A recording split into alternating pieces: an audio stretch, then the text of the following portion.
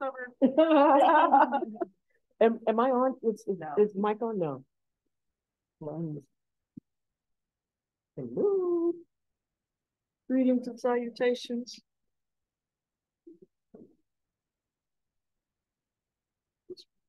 That one is. Well, I'll just switch out with you for the moment. We'll do that. How about that? Okay. That one was 2. That was 2. I'm gonna move this out away from me so I don't bump my knee. All right. Good afternoon, everyone. How are you? So funny. Awesome. My name is Audrina Redmond. I am the Director of Anti-Racism and Social Justice Programming for the California Faculty Association, which is the union that represents the almost 30,000 faculty who teach in the 23 Cal State campuses. Very happy to be here with you all today and doing a workshop called Exploring Critical Race Theory, that thing we hear tossed around like it's a new weapon or something.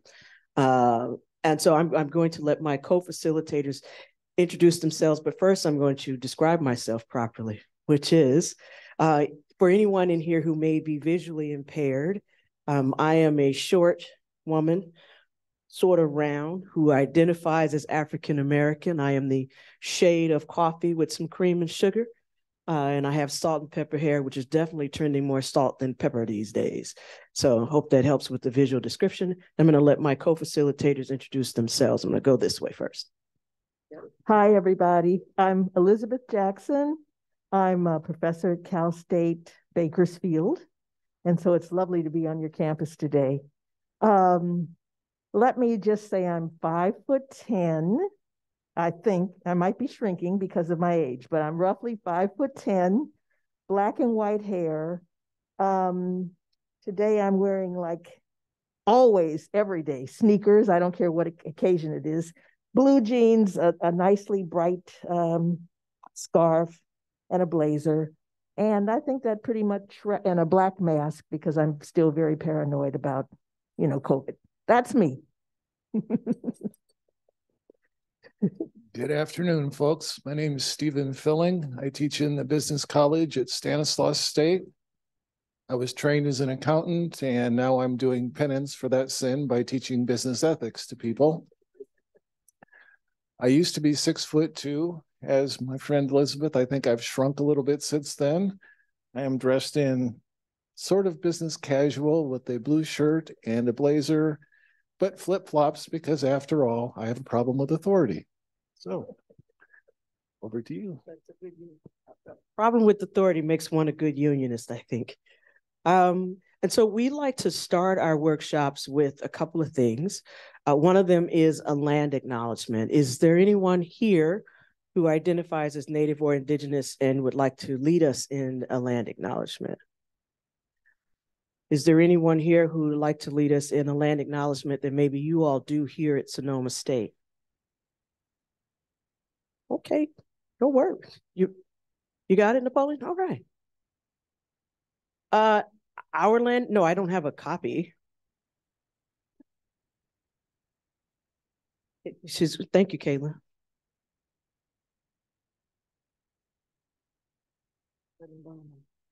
Oh, yes, the microphone, yeah. Yeah. There you go. Oh, I'll hold it for you if you want. Thank you. Okay. This one.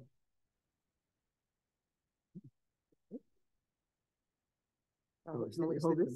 Is the one that the for the CFA. This one? Okay.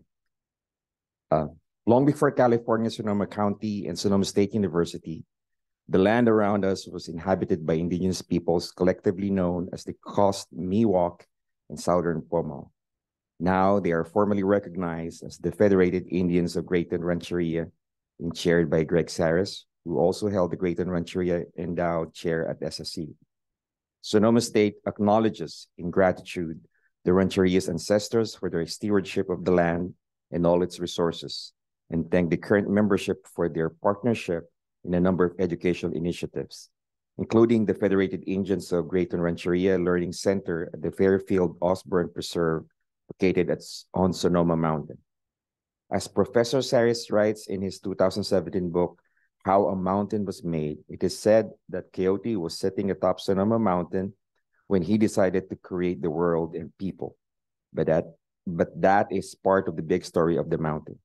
We are now all part of the big story of the mountain in our stewardship of its resources, including our county and our university, in an ongoing, vital responsibility we recognize and gladly accept. Thank you. Thank you. That was nice. And so the other thing we'd like to do before we begin talking about any subject matter is to center ourselves.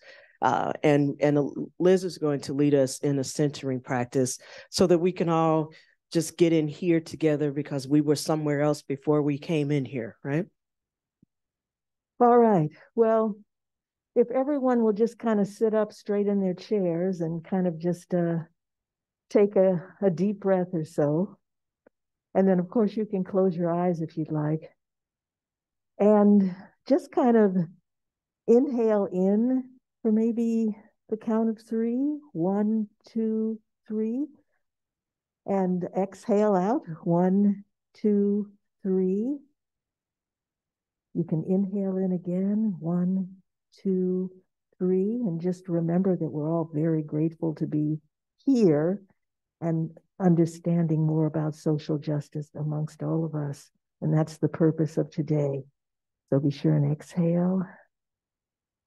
And then on the next count of 3, you can just kind of raise your arms if you'd like and just kind of give a big stretch because you're going to be sitting for a couple of hours. And you can kind of just let them down on the count of 3. 1, 2, 3. One more big deep breath in. 1, 2, 3. Hold it for a second and exhale out. 1, 2, 3. And you can flutter your eyes open when you're comfortable with doing that. And thank you. We're about to learn something about critical race theory. All right. Thank you, everybody. All right. I remember when we in CFA first started that practice and we were all a little resistant, but it really does help us, and folks now look forward to it and actually come ready to lead us in something because they need to slow down. Need to slow down for just a minute. If I could get the next slide, please. So let's talk about some community agreements that we'll have in here for the sake of our conversation. Can I ask someone out here to volunteer to read us through these? And I'm walking to a person. I was going to. Oh, really? You're doing it. Okay. Community agreements. Speak in I. Make space. Take space. Be present. Limit the use of other devices. Practice active listening. Practice active participation in small and large groups. Assume good intentions. Call in rather than call out. And honors people's confidentiality. Thank you. So these community agreements are flexible. Let me clarify, meaning we can add to these. Or if at any time while we're in here today, we find that something else needs to be here, we can flag it and say, I need to call it. This is a time when I need to call in the community agreements. And that's important because the one thing we want to be sure that we're doing is the second to the last bullet, which is calling people in rather than calling people out. We want to make sure that we're, as much as possible, engaging in conversation for the sake of understanding, right? Okay, so are we good with these? All right, right on. Next one. Okay, what's up? This is me too. All right. I'm still going. What am I saying? All right, so our objectives today are, we want to have an understanding of what the heck is critical race theory.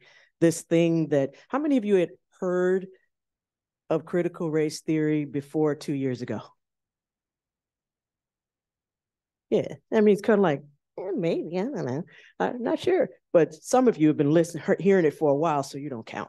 But we want to dismantle the misconceptions about that, right? Because the term critical race theory is being tossed around like a very heavy political football. And it depends on who you ask what it is they say it is. If you know what I mean? So like, some people don't even know what it means. They just say it's bad. And then this third thing we want to do is we want to reflect on lessons from critical race theory. So we want to talk a little more about it that we need for, in this case, it says our unions, anti-racism, social justice work, but we CFA don't see ourselves separate from you students, right? Because we need each other. We have a symbiotic relationship. So, all right. Any questions about these? Okay, next. All right, so I ask my theory students this all the time. What is theories, right? And we start off obviously with it's like a hunch, a thought we have about something, but we want to figure out whether or not we're going to explore that hunch. So when we go about the business of exploring it, we have to do something. We just can't say, those of you who've taken theory, you know that there's a theory, there's a cartoon in the book that says, okay, when it rains, God just pees on everybody. So the idea is, no, that's not a theory. We need to go about something that is systematic and methodic, something that we can actually explore and look into. So it's a systematic, methodic way of exploring your hunch through doing things like research and setting up experimentations. And so this is basically what the idea is. We predict something. We say maybe it has to do with cloud formation. And then we go about the business of trying to set it up and explain it and then research it and then come to some conclusions about theory. So basically, that's kind of a real quick and generic way of explaining what a theory is. Okay. Well, I have a couple of questions for the room if anyone wants to volunteer to say. When you hear the words critical race theory, what comes to your mind? What's your instant reflection? Critical race theory.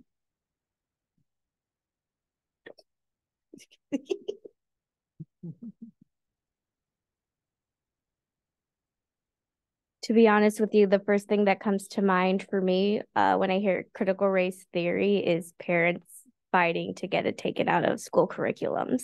Okay, right. Okay. American history as told through education systems. Okay. Anyone else? All right. So second question, follow up to that. What do you already know? Is that what you know about critical race theory, or do you know something else about critical race theory? What else do you know? Do you know something about critical race theory?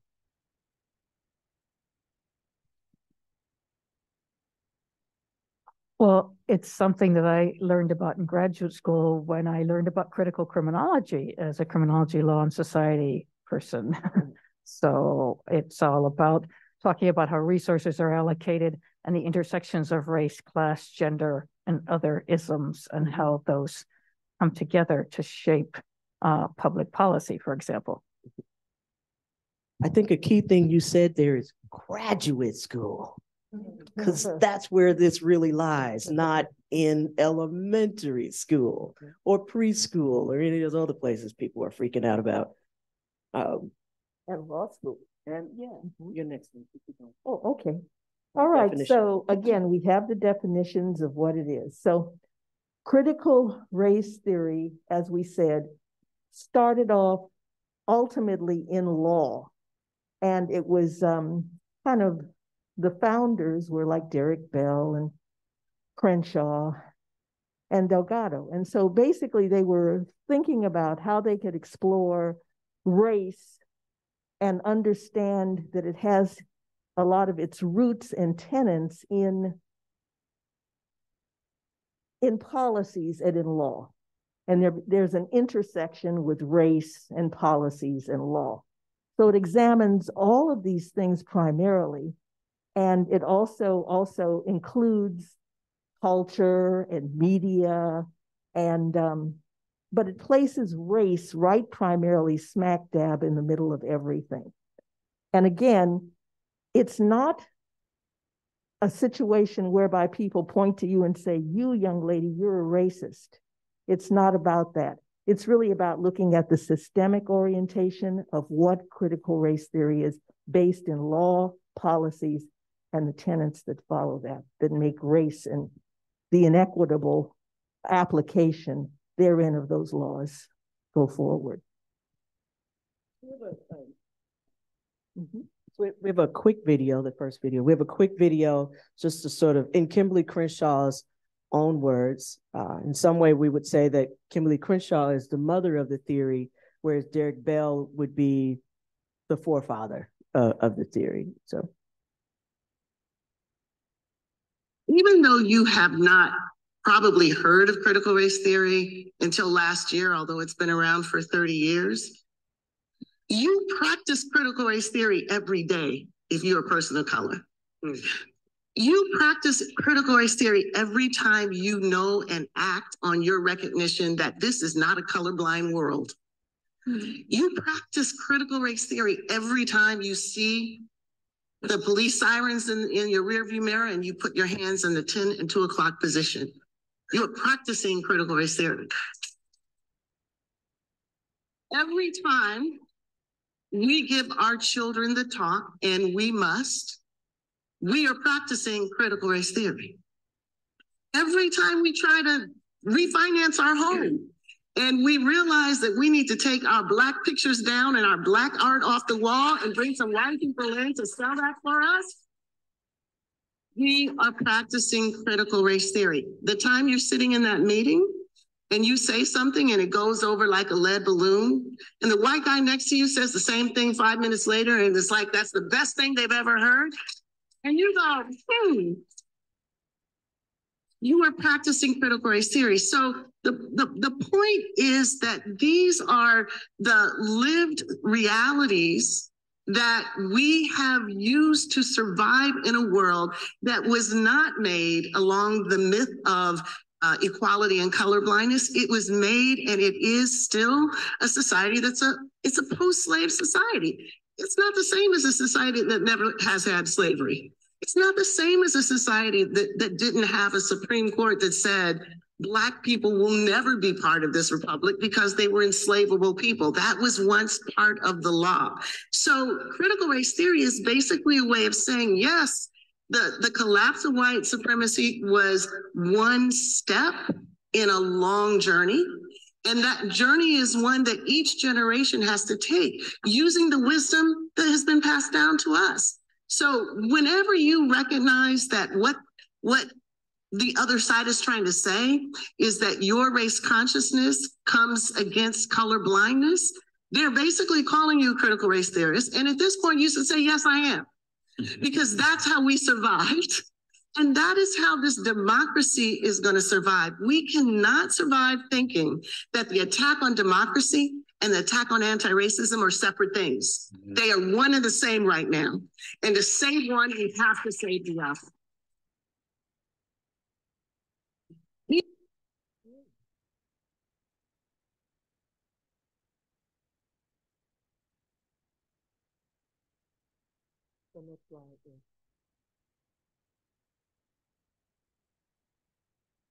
Well, that seems like a perfect segue towards talking about what the political environment has been.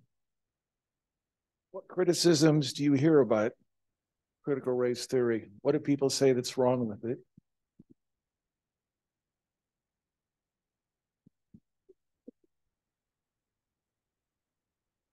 I've heard people say it's going to make people hate America, right? Or people who are white, you're going to hate yourselves from critical race theory.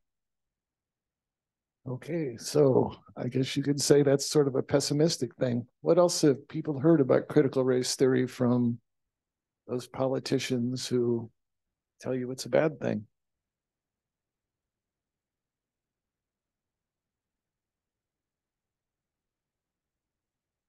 This kind of applies more to like K through 12, but I've heard people say that like critical race theory is like bad for kids, or it's gonna like show that something about like kids being too young to know about like racial differences.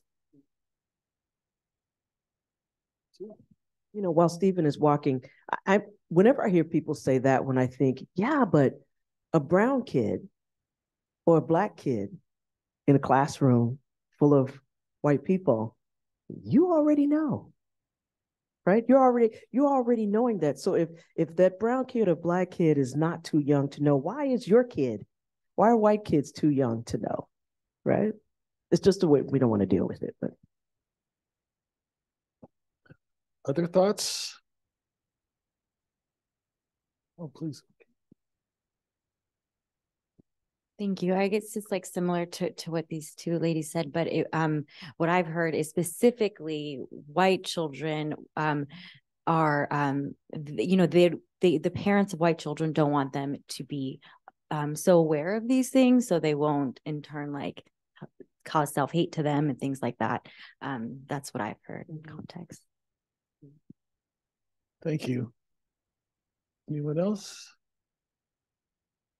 And that, I think, was a really nice enunciation of sort of the notion of white fragility, that we can't stand hearing things that might make us uncomfortable.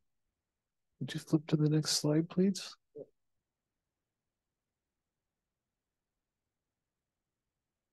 Sort of a collection of things people hear. The critical race theory is ethnic studies. It's not. Ethnic studies is studying the history of ethnic groups, trying to understand their lived experiences.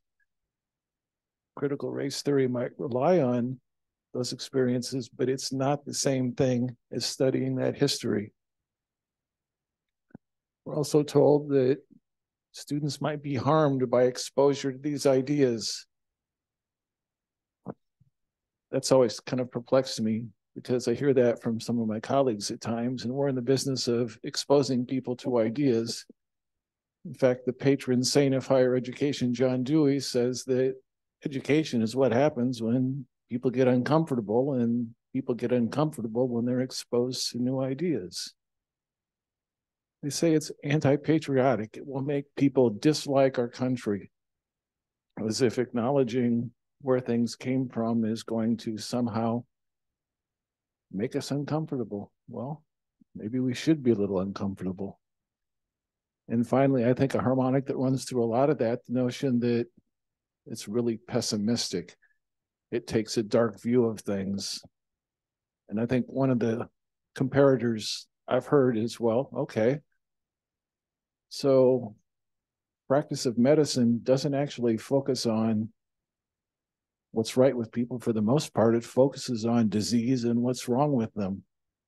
Does that make medicine pessimistic? Maybe it's a mechanism for focusing our attention on where our attention needs to be focused at that moment, which is the things that might be wrong with our society, the places that we might try to make things better.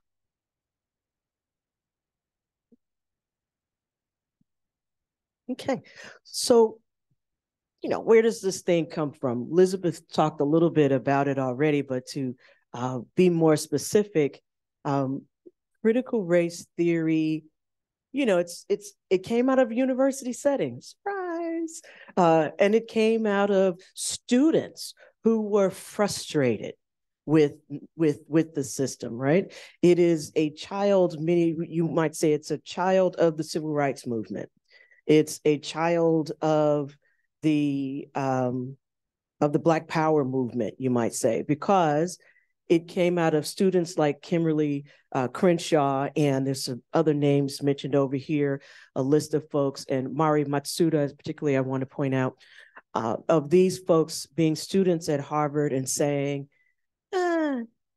we need something else. We need to understand race at the center of what's happening around us. And in fact, you know, if you look at the founding of this country, even before it was a country, right, when it was just sort of a place for everybody to run to get rich, we think about the papal bulls of 1492, for example, that sort of said, It's okay to permanently enslave Black people. It's okay to take away the native lands and to view them as savages because this is what God ordains, right? And it was just, that's the way it's been ever since. But if we don't recognize that, if we throw that away and act like that didn't happen, then we don't really understand how we got here, because a whole series of laws, our very structure has been built on things since then. Our political, economic, social structure has gone that way. So that's all I'm gonna say about that. That's quick. Anybody else in here who knows about critical race theory want to say something more, or even want to talk about the Combahee River Collective? Do we know what the Combahee River Collective is?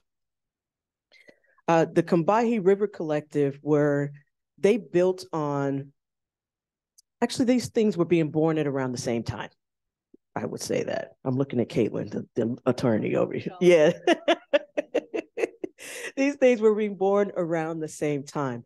The Combahee River Collective was made up of a collection of Black women who were fatigued with the feminist movement, particularly the white feminist movement, because it does not overlay or include any caring about family or race or community, right? So that's what this movement was about, the Combahee River Collective. We had names who were part of the collective. One that you might know. Do we know Audre Lorde in here? So Audre Lorde was one of the folks invested in the founding of the Combahee River Collective. And what they talked about was something called intersectionality. We heard that word, right? That's the other word that's being tossed around, right? It's like, oh, it's bad, it's bad. But it's not bad. I mean, none of us show up in any space or live our lives just as one thing, right? I don't live my life just as a woman. Does any woman in here live your life just as a woman? Are you aware of yourself as a white woman, for example? Are you aware of yourself as a Latina, for example? Are you aware of yourself as a person with Indian identity or Asian identity? Are you aware of yourself as a Black woman? Are you aware of yourself as a man? Right? So we don't show up in places just as a solo thing. I mean, I'm aware of myself as a Black lesbian woman from a working class family with middle class sensibilities. That's how I like to say that. It did. I mean, it's a very, but anyway, so that's my consciousness about myself. And so this movement was wanting to recognize that and organizing around the violence that was happening to women, what we might say even state-sanctioned violence that was happening to women, but they were only able to make claims about it either on race or either on gender. And that's not, people aren't made like that. That's not people. We are not the automatons that Henry Ford imagined us to be. We don't show up at a factory and just forget all the rest of who we are and we come do a thing at any time, right? Because we're whole people. So if you haven't read, they put out a very great statement defining that, and that is the Combahee River Collective Statement. Super is like $3.95 online if you want to buy it, super inexpensive, but a really great read to understand how their work on intersectionality really fed what's happening today particularly in movements like Black Lives Matter, particularly in movements that are womanism, which is Black feminism, one would say, which very much informs ethnic studies and social movements of the day.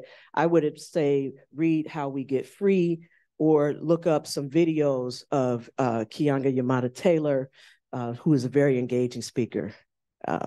So that would be my suggestion. Let's see. So the folks here who are familiar, who knows about the Combahee River Collective? I know somebody does. Do you want to add anything to that, Maureen, or the lady behind her? No? Okay. Okay. All right. So I can't see. All right. All right.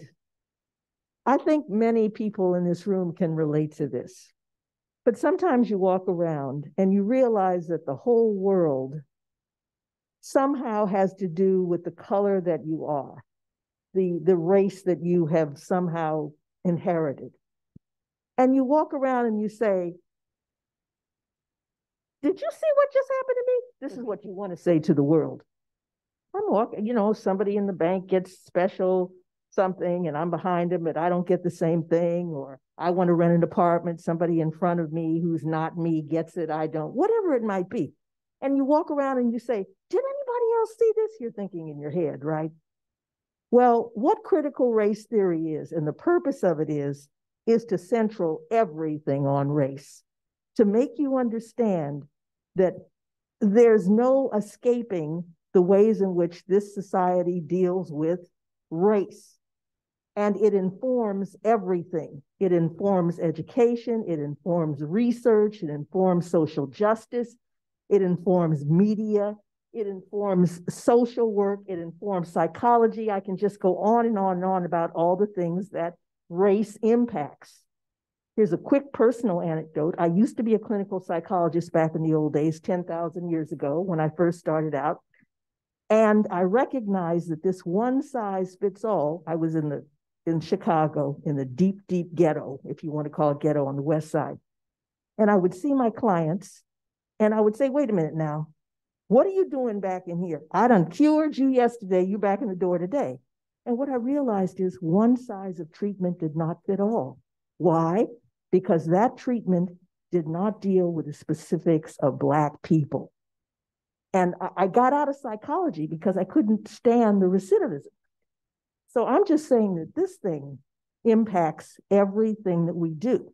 So if you think it's irrelevant to your life, it absolutely is not. If you're a person of color, and if you're not a person of color, critical race theory informs so many of these things. You can see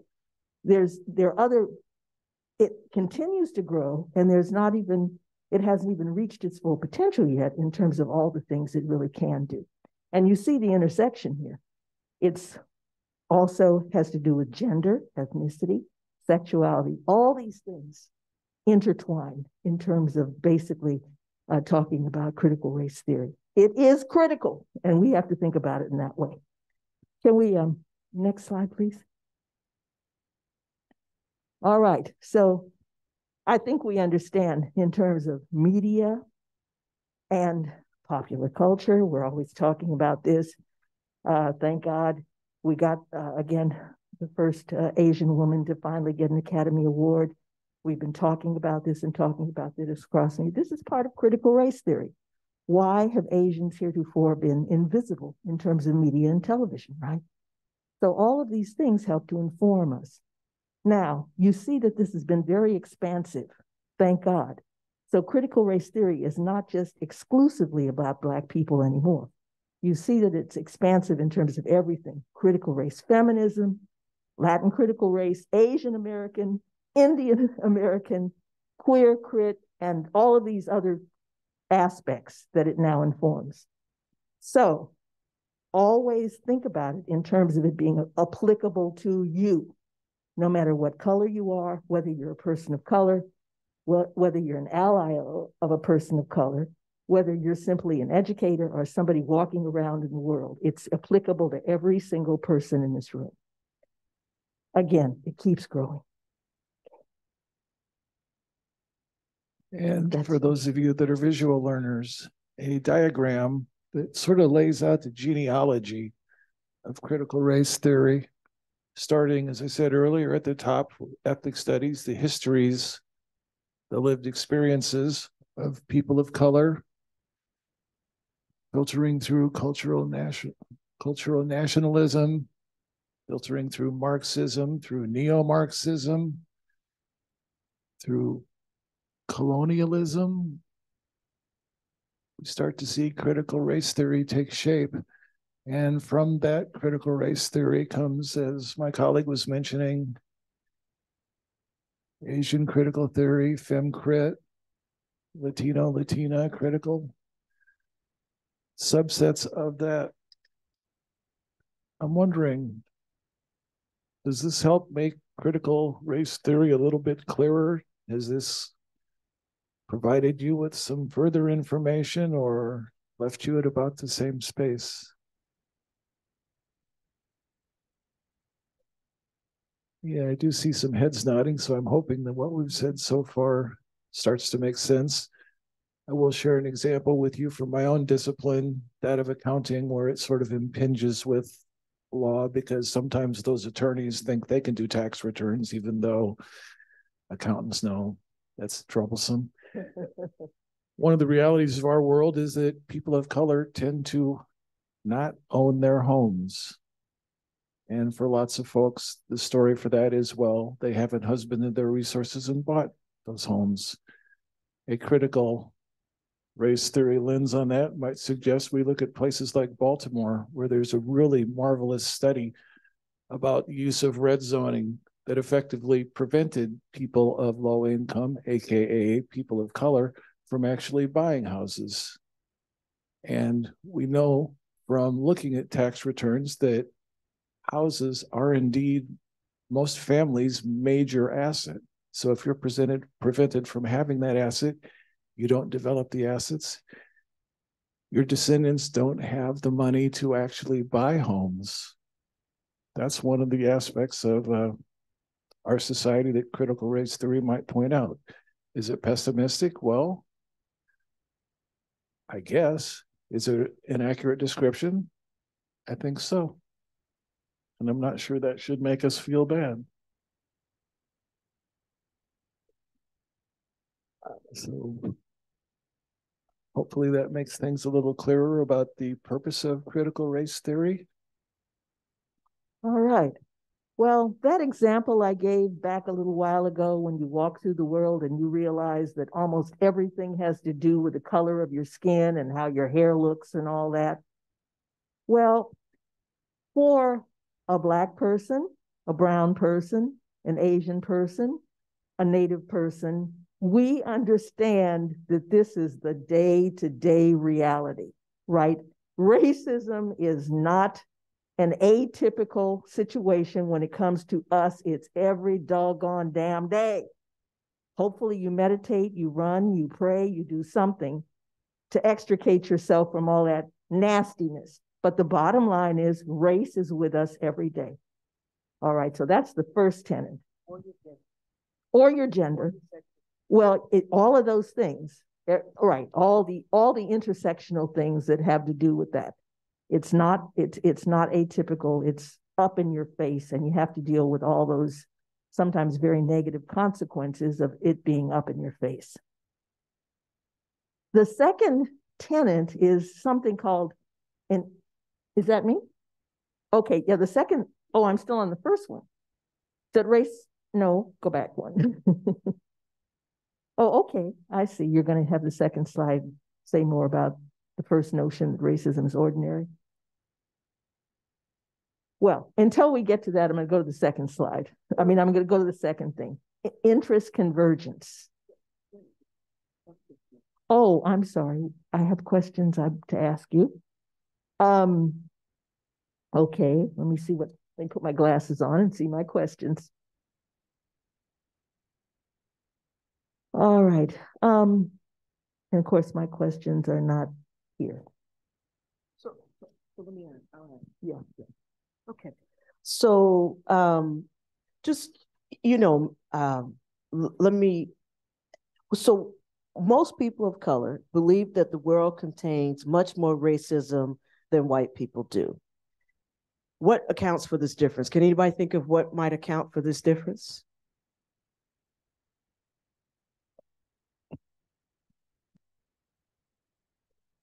Lived experience. What, anything else? What about how we learn how to think about who we are in the world, or how we don't learn how to think about who we are in the world, right? Think about how we teach history, for example. Who are the heroes in history? In our historical stories, who's the hero?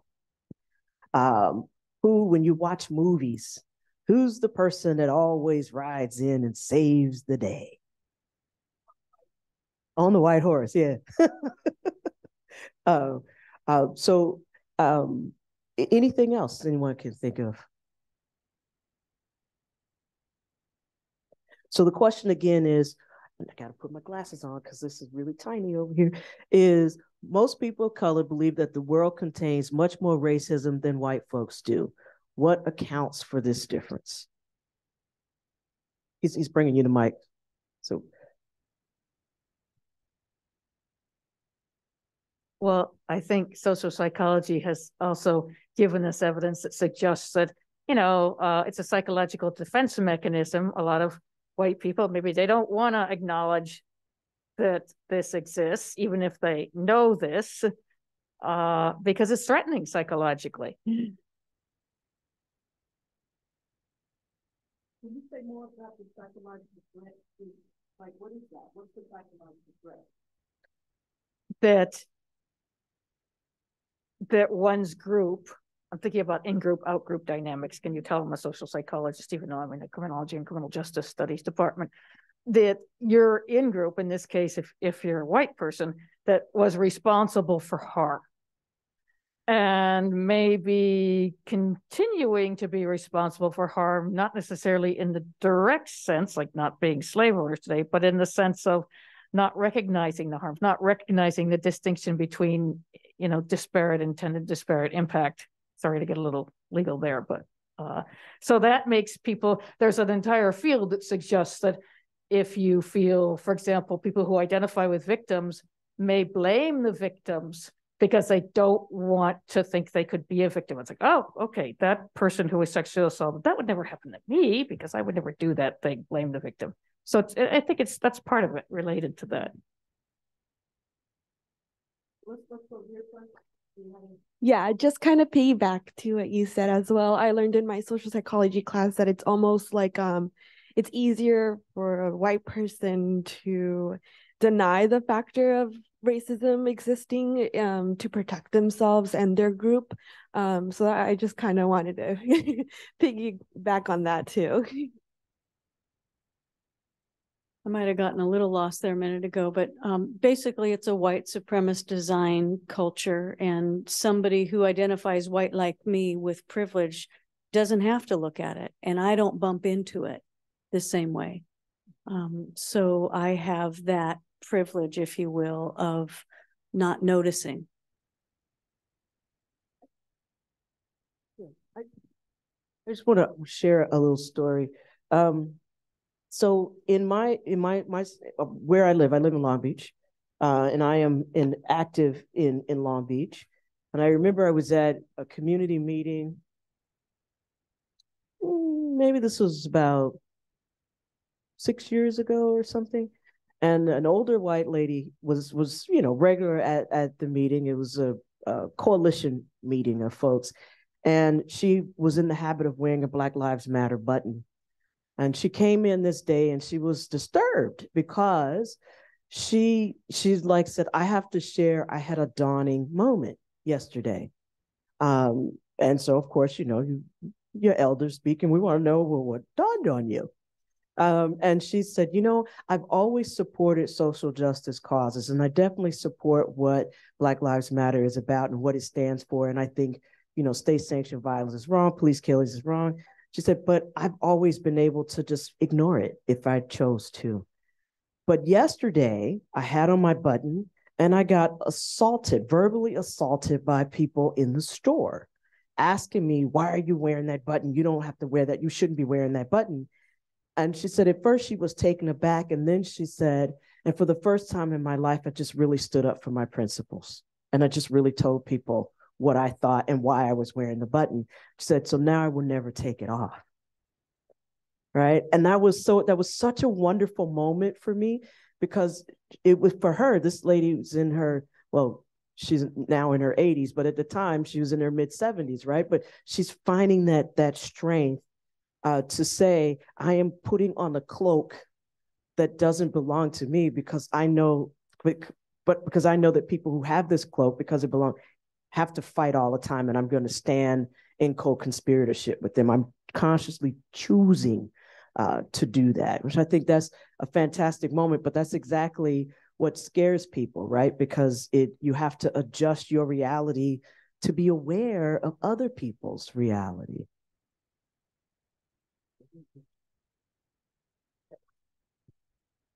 Okay. You have to forgive me because I have to read these things because it's a little too little for me to see with just my two eyeballs. Okay, so another question for you is race or class more important in determining one's life's chances, do you think? I think it's a trick question. Are you trying to trick all the students? Don't worry, students. You can answer it, even if it's a trick question. I see it. Right back here. Was your hand up, ma'am? But her head was shaking like, yes, that's true. I wanna say class. I'm gonna say class just because I feel like even if you're POC, if you have, like I think of like the types of immigrants that come to the US. So the ones that come, like I'm gonna use like myself, right? Like my family, we're like middle class, right? Like we're from Mexico and stuff. And then I think of like I don't know. I guess you could say someone from Mexico too, but I guess you could just use like job differences, right? Like my dad, he works in agriculture as opposed to like a Mexican who were to come and he has like a law background or something, or he's like a high and I don't know, something in like law or whatever. Like the chances are gonna be different. My dad's experience is gonna be way different from his experience because the other guy's gonna come here with like he's in a whole different genre. My dad over here, he's like working, he's like it's just like different. I hope that's making sense. I just mean that it's like different jobs and like they're gonna have different experiences here. So I think that class counts more because if you have more money, like a better status and job, you're gonna have it way easier than a different POC with like a lower status. But beautifully answered. Anybody else want to talk about race or class in terms of enhancing our chances? Okay, so again, the question is race or class more important in determining one's life chances? Yeah, my first reaction is similar, that the class factor, because as being Mexican American and Indigenous, we see the spectrum within our culture. So we see the spectrum of the have and have nots, if you will. And we live in a capitalistic society, so I do see the haves within my ethnic group have more opportunity and things like that, and the network, and so that's my opinion. Anybody else? Thank you. Okay, so this gentleman. Oh, I'm sorry. Oh, you can go ahead first. Okay. Whoever had the mic. Okay. I'm going to say that race has more of an impact because thinking back on an event that took place here yesterday on healthcare for all, the presenter, our guest speaker, Terry Winters, mentioned how there was this study that was found that rich African American women were still highly more likely to die in childbirth than even poor white women. And it's like class does help, and it does grant you more resources and more opportunities. But at the end of the day, I think that race can still win. Or lose. Yeah. I would like to say that class has to do with race, first of all. And so I'm putting race over class. The average income for an African-American household is about $21,000. I mean, we're not making money because people see us and we're making cents to every dollar that a white man makes, a white woman makes. And I think because of our race, it sets us up for our class status. Even though there are people like Black people or high or middle class, like those are the quote unquote exceptional Black people. And we're not looking at the everyday Black people who are the people you see around campus, the people you see in the stores, like the people on TV and stuff like that. Those are the people that are accepted by the majority, whereas we are not the majority, the lower class. So I feel like race plays more into society norms than class. Okay. Thank you. Okay. Anyone else want to respond? We have one more question under this category. okay, well, this gentleman basically says he thinks race is more important than class. I would concur, and only I would concur in terms of my own experience, because this is what they see first, right? So they make all kind of assumptions. Let me give you a recent example. I bought a new car about 2 months ago, and I knew what the car I wanted, and I just wanted something that was going to be really reliable, and it happened to be on the higher echelon of a monetary reality, right? So I said, you know what? A male friend of mine who thinks he knows everything about finances said, you got to put down 50%. Just put down 50% so you don't have to have a really large amount of money at the end. So I'm thinking to myself, okay, well, I'm going to do that. So I go in with him and with my sister back there, and I say, he says, what car do you want? I said, this is the car I want. He says, so-and-so money. I said, okay, fine. So what do you want to do in terms of financing? I said, I'm going to put down 50%. He said, how are you going to pay it? I said, cash. First thing he said was, I'm going to have to call the IRS on you. And you know very well that this is, basically the implication was it's against the law. I'm saying it's against the law to pay 50% down on a car. And my friend said, are you looking at us like we're gangsters? What do you think? Do you think we just robbed a bank and then we're going to, he says, no, he basically assumed that if we had so-called that much money in cash, we had robbed someplace, beat somebody over the head, whatever he thought we had done. He was looking at only one thing related to us.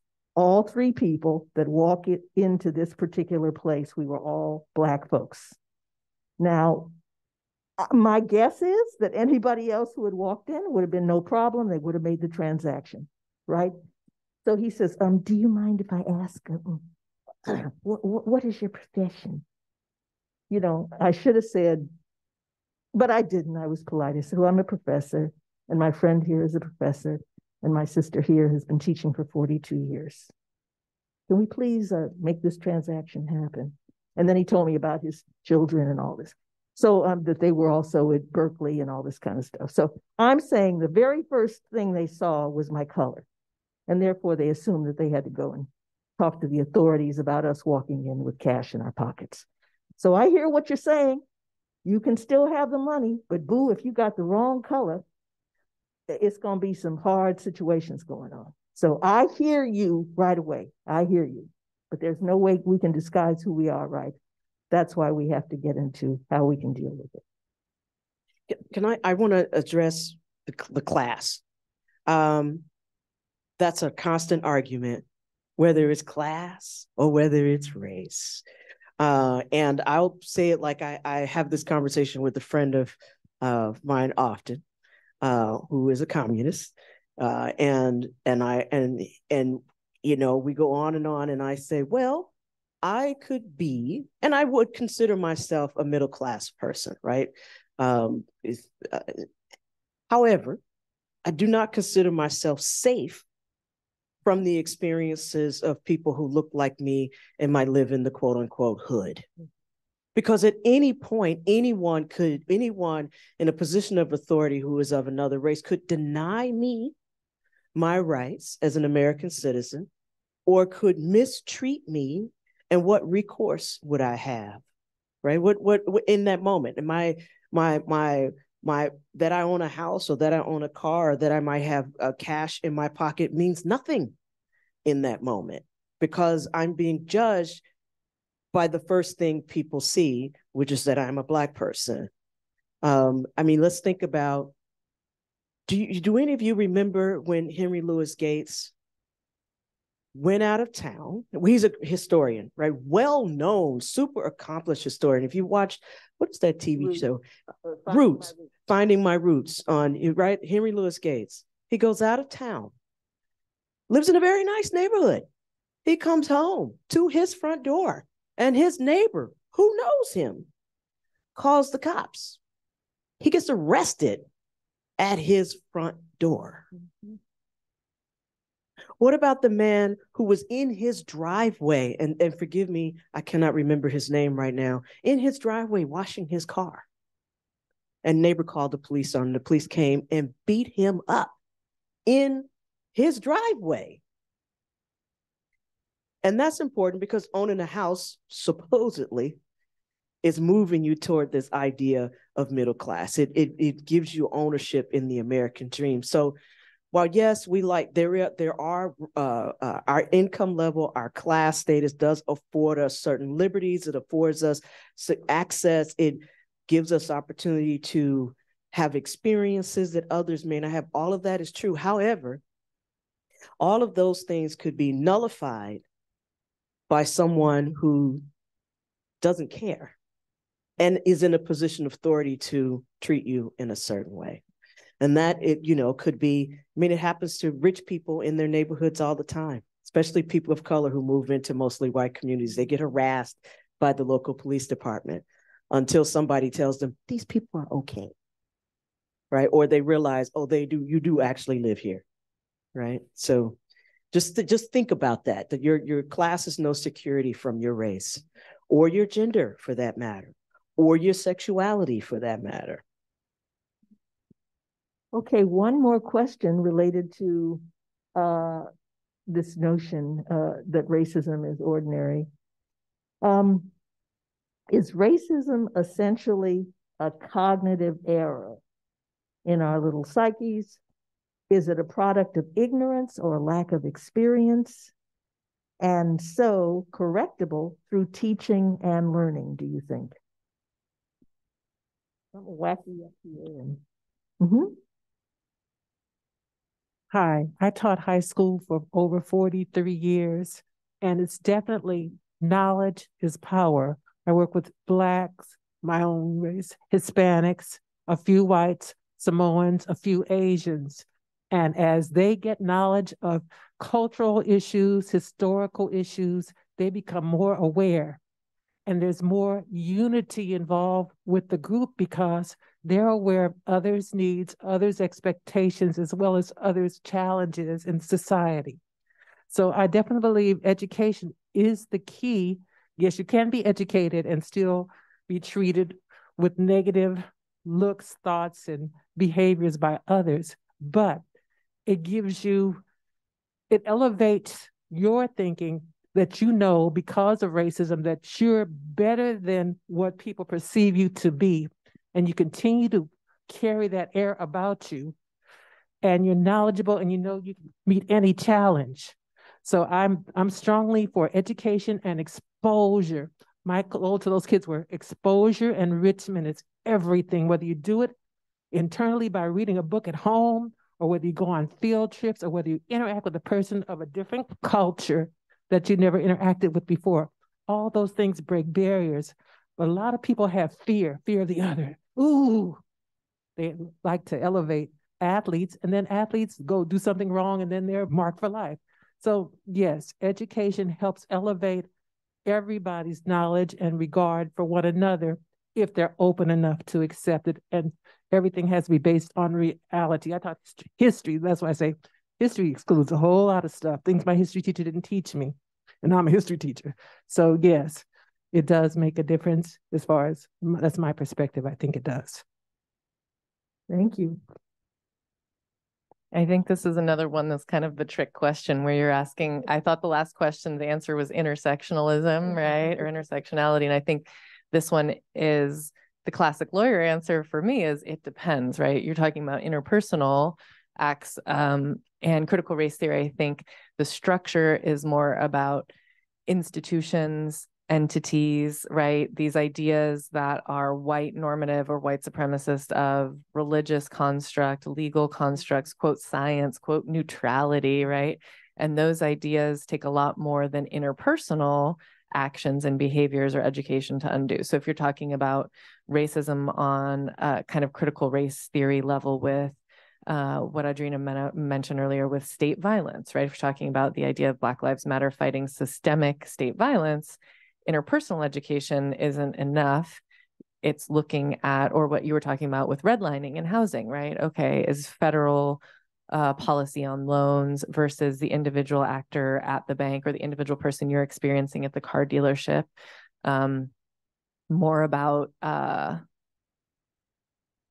internal processes or structural process? I would say structural, but you know, people have all sorts of internalized stuff, no matter what their intersectional identity is, where they're coming from, where people can internalize these structures as well. So I would say it depends, which is always the trick answer if you're a lawyer. Thank you. Yeah, one has to do with the kind of interpersonal education. The other is looking at the systemic. They have to put all those together and hopefully somebody will get it and awaken some way. Yes, ma'am. Right in front of you. Just on the topic of like education with racism, I know as a woman of color, I didn't get that education of people who look like me identify even as a woman in our history books, right? It's like a paragraph, if that. But personally, my education has empowered me to look at my history, Indigenous American history, Mexican American history, Aztec history, that we're not just like farmers, but we actually have had complex irrigation systems and things like that. So it has empowered me to be a voice for people who look like me and identify as me, to like, we're not less than, or we don't have, you know, the lack of accomplishments. It's just the lack of awareness. And so that's where it helps me. Because you're sharing with the broader community. Excellent. Oh, yes, sir. I think education is key.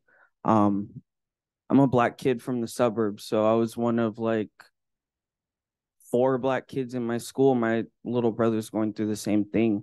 I think people fail to realize that this starts in childhood, and people mainly learn it from family.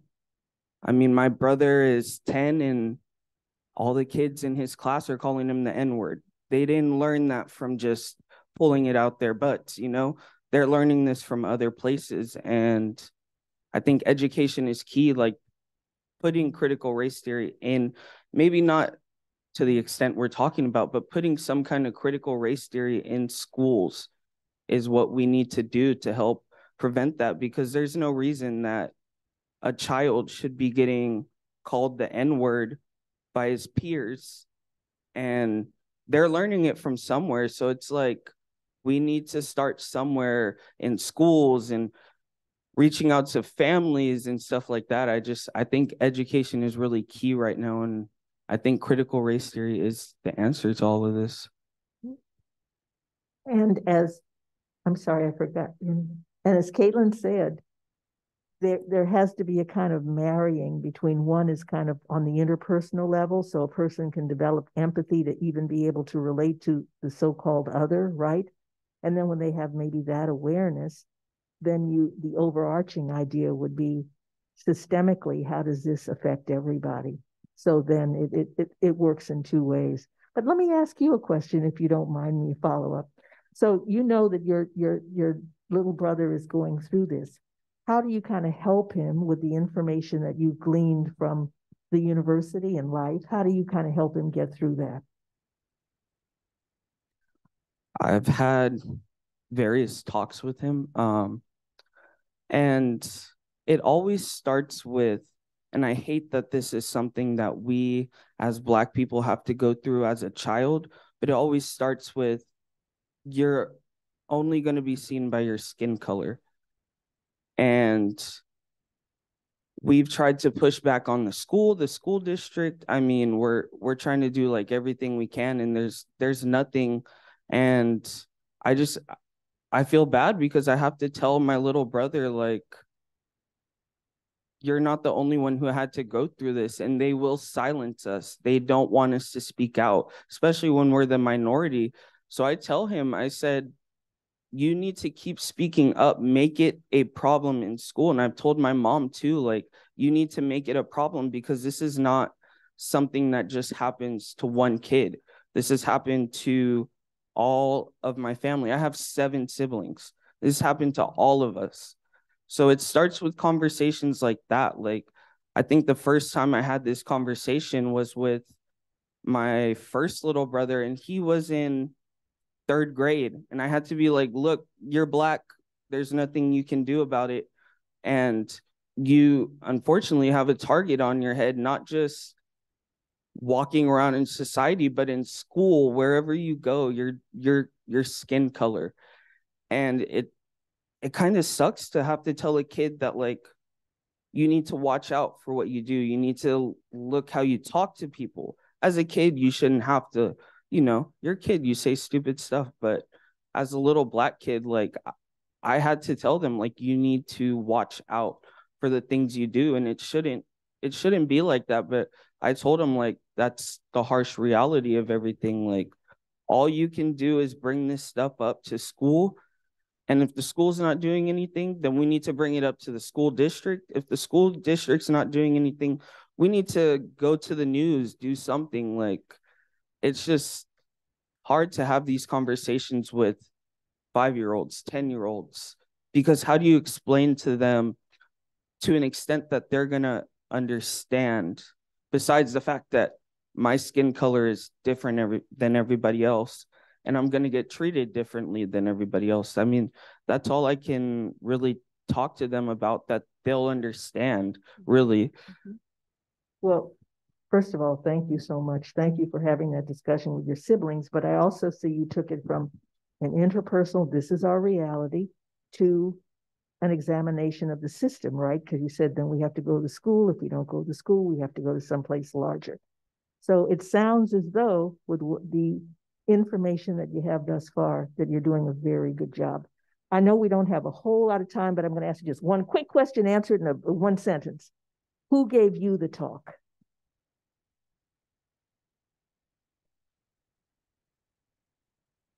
I didn't have the talk. My mother is white, so she didn't really understand stuff like that. So I was probably in high school when I got this realization that my whole life I've been treated differently just because of that. I always had like a sense of like being other, but when I got into high school, or not even high school, I remember I was probably in middle school when Trayvon Martin happened. And I just remember being like, this dude looked like me, and all he was doing was writing Oscar Grant, sorry. All he was doing is writing BART. I rode BART all the time as a kid. I was on all kinds of packed BART buses or trains, and you never know until you know. And that's the hard part. Well, I just want to thank you for giving your 6 siblings. Yes. Also probably giving your mom a lesson as well, and some lessons, and for how well you're dealing with your life and your family and the system. Kudos. Thank you, Elizabeth. But just one other point. If we heard the stories, what you also heard was a story of something called cultural taxation, right? And that is the extra weight that comes with being just who you are because of what other people are dumping on your head. And, quite frankly, that's what reparations is about, in part. One of the things reparations is about. That is a lot of weight for him to carry. It's a lot of weight for your little brother to carry. And this topic is not a topic to teach to kids. What is and what should maybe be happening is those teachers in that school system doing something to not promote that kind of behavior that might come from home, right? But if you're in the system and they don't see a problem with it, then that makes a bigger problem, right? That adds to the cultural taxation of just being a person of color. This is also why people of color have higher rates of the term I learned because of COVID, premorbidities, right? Higher rates of things like diabetes, higher rates of things like heart disease, higher rates of things of just stress, just things that come, autoimmune disease, all of these things because of things like what you're talking about that start to happen to folks at a very young age when you don't even understand what's happening, right? This is also why the suicide rates are rising among Black kids. It used to be like, that's not a thing that happened, but the suicide rates are just really rising because all of the messages around society, that we're going to talk more about this, say, we're colorblind. Everybody is, this is all equal, but that's not the lived reality or the lived experience. But it's like, it's what's happening is dissociative. Like, it's like, it doesn't match, right? And you're not crazy. You're right. But no one is the confirmation of that is what's difficult. So appreciate you and all of you participating and sharing the stories. Flip to the next slide, please. Don't forget I have this. Oh, no, go back. Please. There we go. Thank you. This is the part where it gets a little uncomfortable for folks like me. When we acknowledge that, for the most part, people that look like me, white folks, worry about racial justice when it turns out there's something in it for them. Much as all of us would like to pretend that it's the goodness of our souls, well, I think if we look with the lens of critical race theory, what we see is something else entirely. An example that comes to mind, you've all heard about Brown versus the Board of Education, the famous Supreme Court case that ended separate but equal. Really proud moment in our society. Look what we're doing to equalize the world. Maybe a less varnished reality. We were deep in a Cold War with the Soviets. We desperately needed to demonstrate our society's superiority. One way to do that, look at how we are equalizing things and being open and honest for all the folks in our society. Earlier, I mentioned that sometimes people think CRT is a little pessimistic. That's one of the places. But that doesn't deny the reality of it. For a lot of people, take bankers, for example. They didn't really worry much that people of color, that conflation with class, who didn't have a lot of money, couldn't get bank accounts. They didn't worry about it until such time as major investment banks started picking up smaller investors and the retail banks started losing customers. And then all of a sudden, oh, we have to reach out to all these people of color that couldn't get bank accounts before, and we want to get them some. Looks like a good thing, and it is a good thing, but the motives probably were far from pure. So we'd like to be a little bit interactive. What I'd like you to do is sort yourselves into pairs and maybe think about, in those pairs, what kind of stories you can come up with that might relate to that issue. Maybe something to do with politics or something to do with our society. For example, women should have the right to determine their own reproductive care, or that government governs best, which governs least. Sort of two sides of the spectrum there. We're very clever with that. So I'd like you to get into pairs and maybe have some conversation about those things. Can you just restate the prompt again, just to make sure we are following what we're going to report back on? Think about some propositions that you believe to be true, having to do with politics, social reality.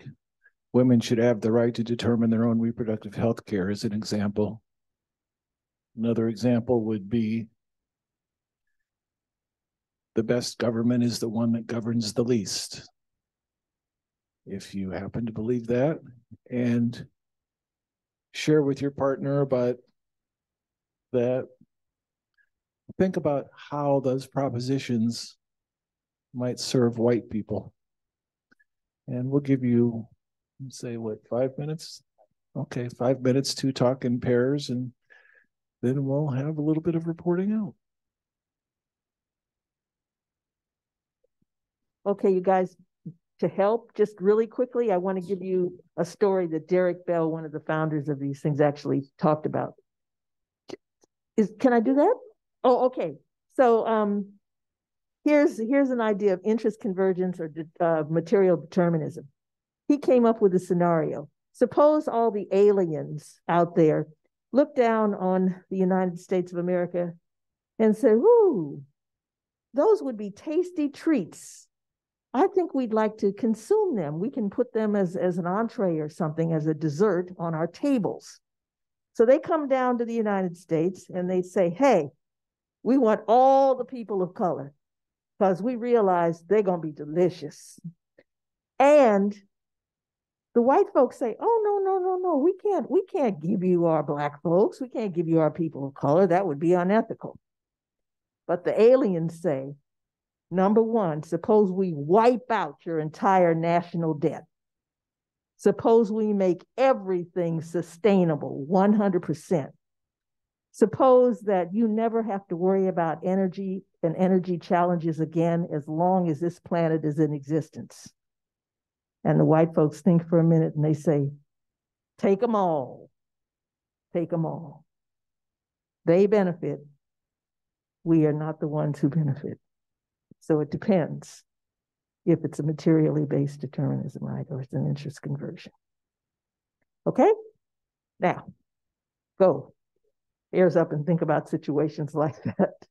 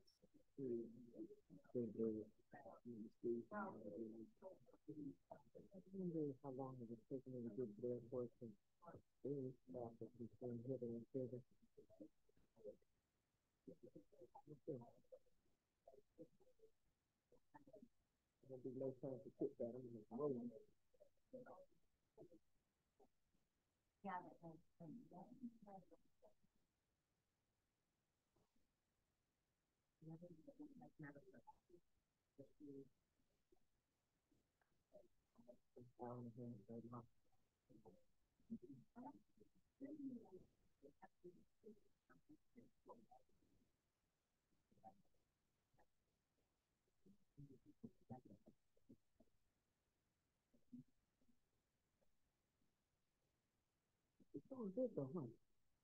It's going good. It's going good. Mm-hmm.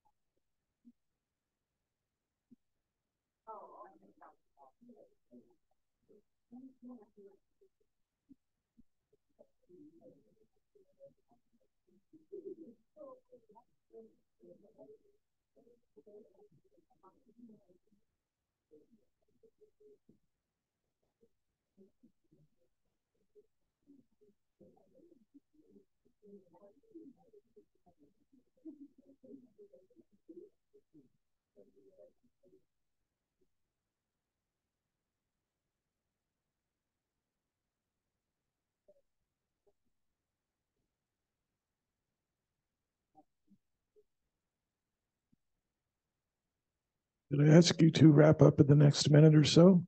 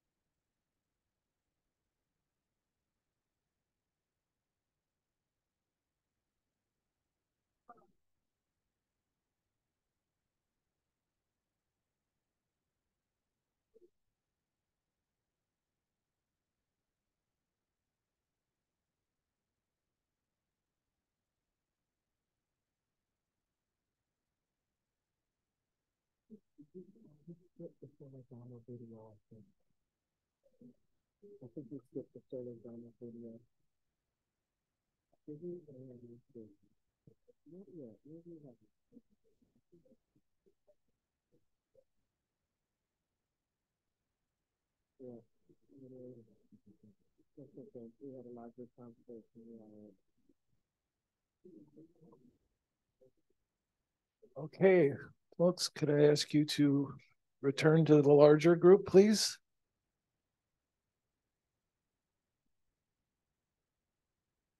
There's always those people in the back of the room. Everybody stare at them and make them stop.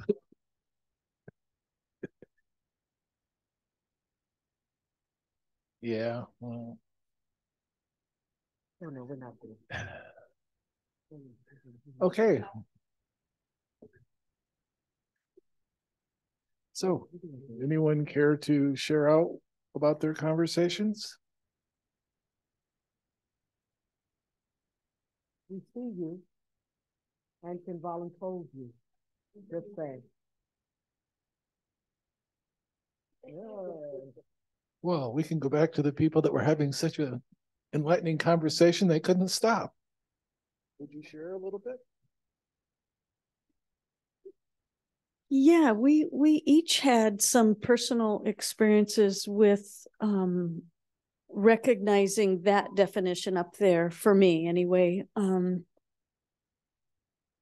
And so, yeah, I guess I'm a little bit lost still in processing our conversation, but one example that I brought in just as a sort of a early thing to get me thinking about it was during the civil rights movement in the 60s. America was essentially ignoring the plight of the South and the experience there until fire hoses are all across the nation on television, and it couldn't be ignored anymore. And so people were mobilized there. And that seemed to be, in addition to what you were saying in terms of the image and the culture of the nation, and we're not living up to our creed. And I think there was an ethical and moral response, but largely it was, we gotta look better. I happened to work in the healthcare field, recently retired, but one of the things I noted over and over and over were the healthcare disparities in the delivery, in the education, in every level of it. And it's no longer acceptable for institutions to not have health equity in the forefront. But there wasn't a lot of motivation until it became an issue that was out publicly and discussed. So those are some of the examples, and others had them too in our group. I don't know. Somebody want to? You want to speak to yours? Or? You had a really great spot on example too about okay. So community agreement. We're speaking in I, only for self, not for other people. So if she wants to tell her story, she should be the one to tell it. Oh, okay. Yeah.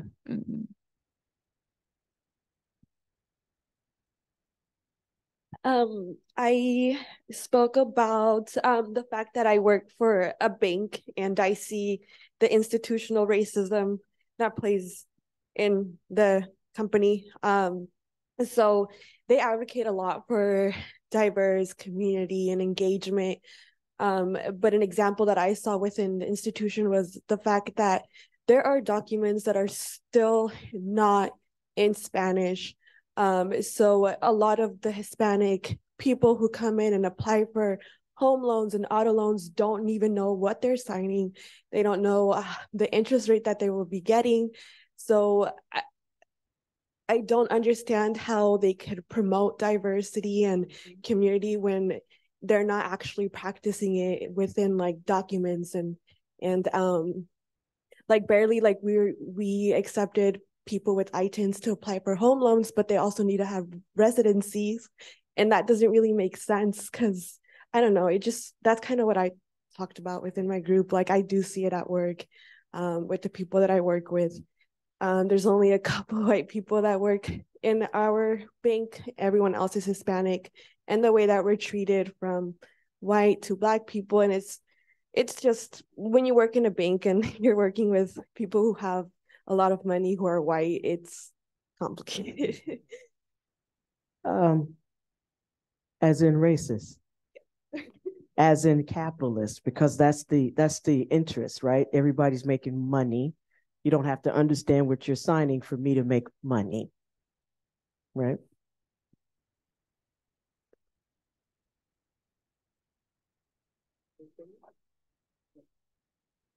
Oh, right there. Oh, I'm sorry. Hi, so my partner and I were kind of talking about, I couldn't figure out if it was more an interest convergence or more of a material determinism, but I was talking about when the boycott was going on with Cesar Chavez and the president was still on TV eating a bowl of grapes.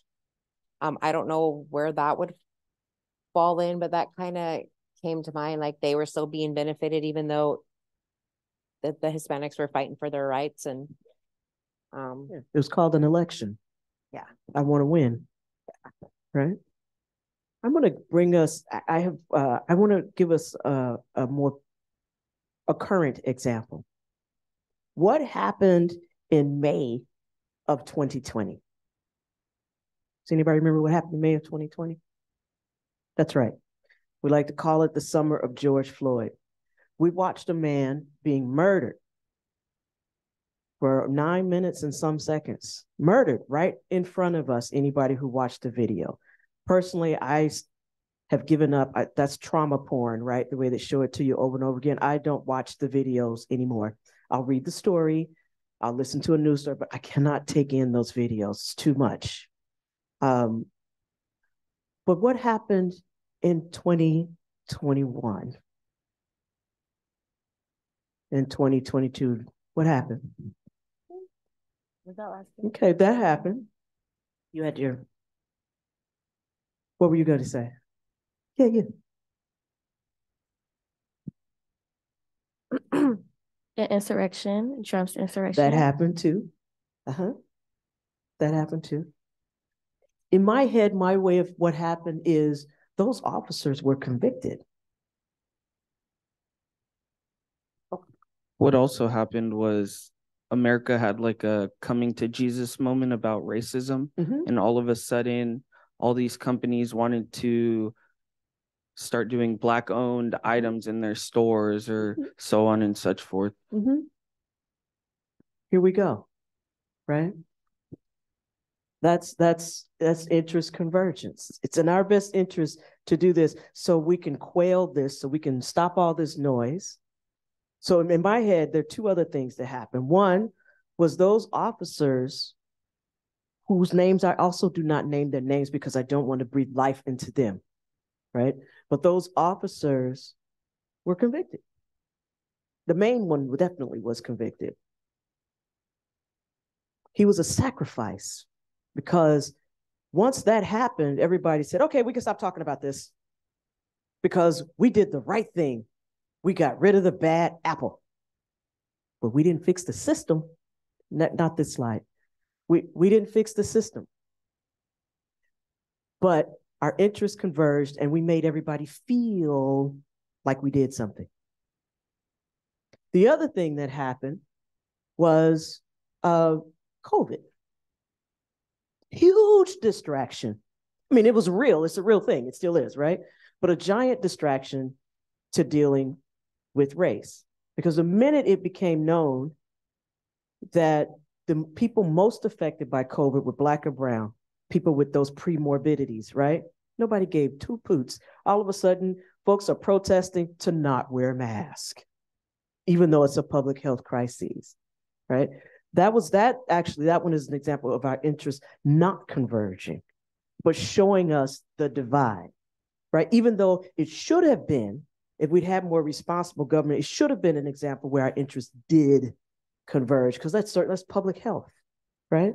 So we think about like why things happen, and when they happen, like in the examples that we all just mentioned, they happen for a reason. They don't really happen for genuine commitment.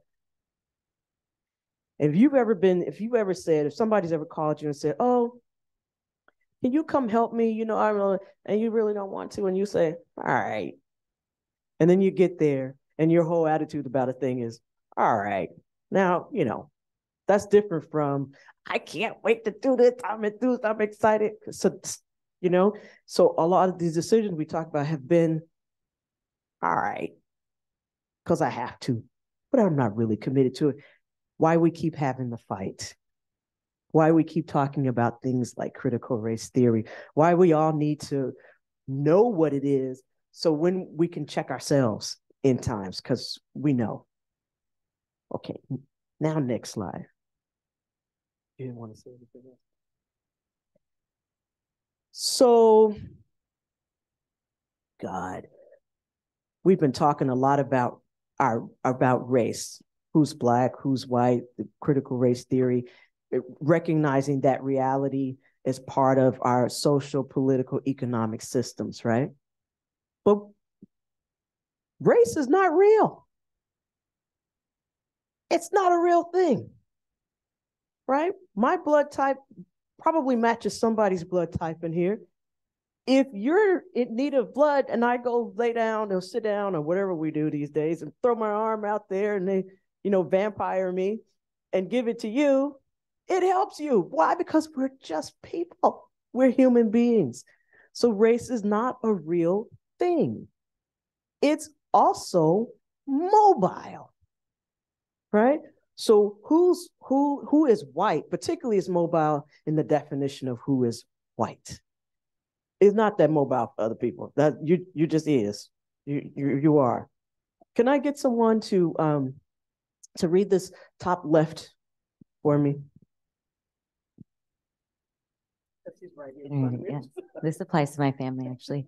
So the people of Mexican birth or ancestry were white until 1930. Since then, their status, white or Hispanic, has flip-flopped several more times, all depending largely on whether the current thinking was about their role in labor or immigration.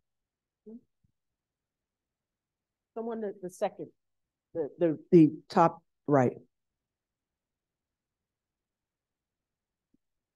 Right here. Okay. Courts went back and forth in the early 20th century about whether people from Japan were white, finally deciding in 1933 that they weren't, based on the common understanding of the white man. Check that out. The common understanding of the white man. If that ain't an example of white supremacy, I don't know what it is. All right, so then we have the one on the bottom. This is the inherent rigidity of the whiteness does not allow for acknowledgement of mixed race people. Racial integrity laws were passed by General Assembly to protect whiteness against what many Virginians perceived to be the negative effects of race mixing. They included the Racial Integrity Act of 1924, which prohibited interracial marriage and defined as white as a person who has no trace whatsoever of any blood other than Caucasian. Also in 1924, the Virginia Racial Purity Act defines Black persons as having any trace of African ancestry, the infamous one-drop rule. Do you see that? Now, are Japanese people getting to define themselves? Are Black people getting to define themselves? Are mixed race people necessarily getting to define themselves? Somebody else under the banner of white supremacy is determining who you are. And mostly what they're determining is that you are not them. Because being them comes with gifts, right? Sister here was talking about getting a loan. That's a gift. You were talking about being able to buy a car with cash without being questioned. That's a gift. You're sharing a story about your brothers in school. You know, that's not a gift. That's an example of not a gift. So the race is a social construction. There've been many court cases. There's a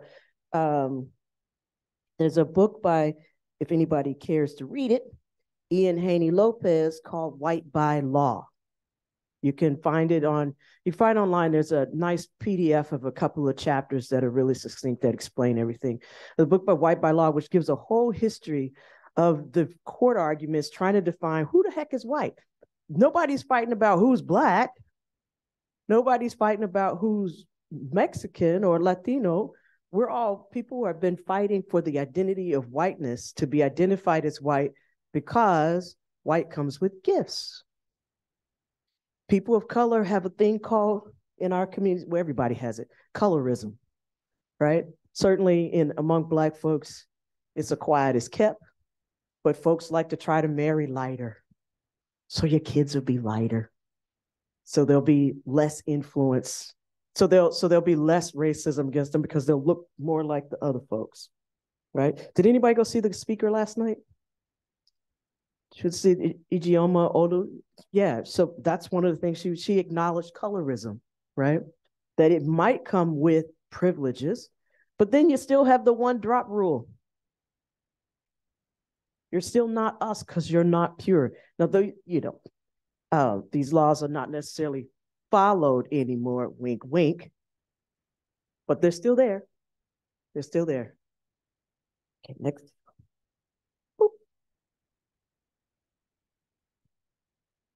Telling people stories. That's how we learn about the world. Really marvelous African proverb, right? Until the lion has its own storytellers, the tale of the hunt always glorifies the hunter. This is sort of the crux of critical race theory in some senses. We need to pay attention to the histories of others. Our society constructs the reality we live in through stories we tell each other. Stories that have things that are just ridiculous, patently untrue. Stories that are very cruel, that turn other people into things rather than humans. Stories have a lot of power. And one of the things we need to do is figure out, how do we deal with those stories? Talented writers do something called telling counter stories, flipping the story, if you will. A lot of movies, as my colleagues have mentioned, have the white guy with the white hat on the white horse riding to the rescue of the white woman. Wakanda sort of flips that, right? That's an example of counter stories. And one of the things that people involved in racial justice work start to develop a propensity for is figuring out how to tell compelling counter stories. Let's try a little practice at that. I'll give you some topics and maybe you can come up with some counter stories in pairs. Maybe.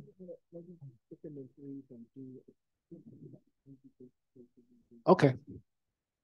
Just in pursuit of time, we'll put people in groups of 3 if that's okay with y'all, and give each group one topic. So one group, I'd like to come up with counter stories about gentrification.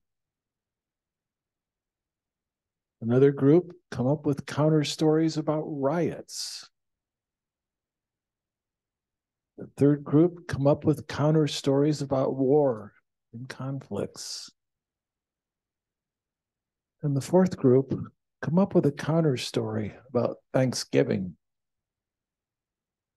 otherwise known as Native Indigenous people signing away their land. So we'll give you about 10 minutes to work on counter stories. Please sort yourselves into groups of 3. Once you get in the group, we'll tell them which group. Yeah. As soon as you get into groups, I will tell you which one of those things you can use.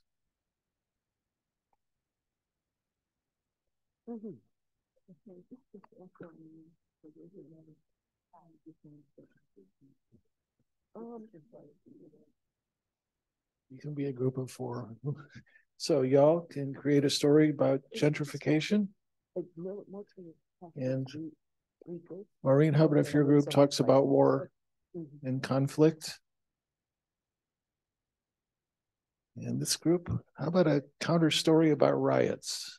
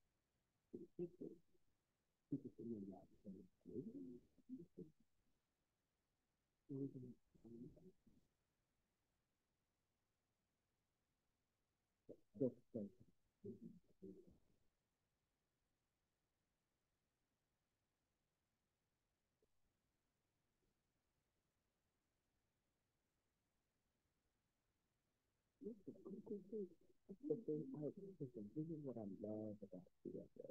I am constantly learning stuff. I feel like I know some things and it's what I know. But it's something that comes to mind because I think I never thought about it. Or I just didn't know it. Right?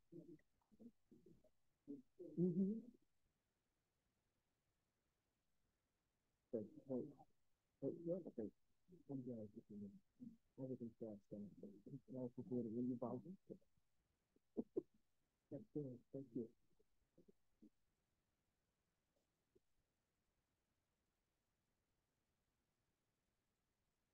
People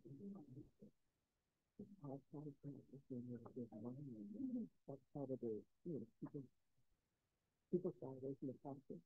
You don't know if it's going to get it. It's good. It's good. Nobody's so biting. Also, not knowing this thing, you know. Missing out on the conversation, feeling like you don't understand it.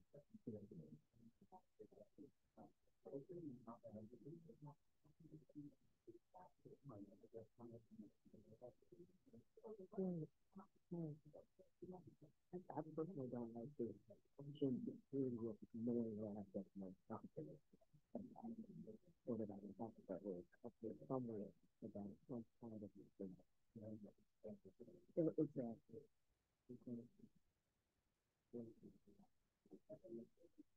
This felt like when I first learned it, that I think that's wrong my life.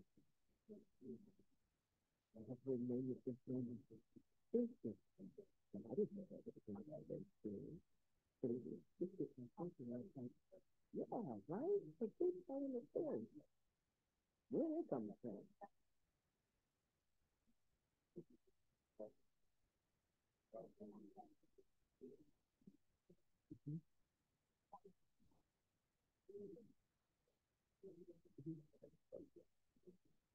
I'm glad to probably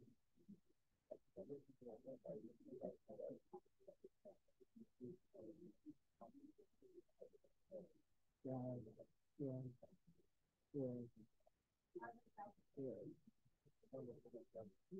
I don't know why people move their children to environments like that. Yeah.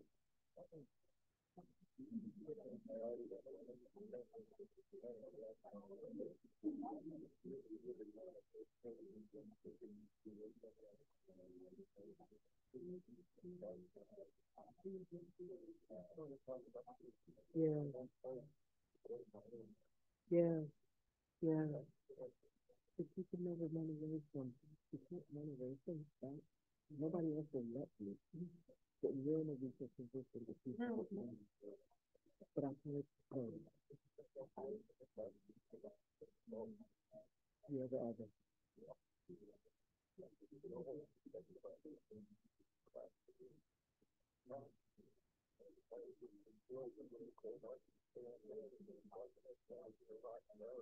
Right.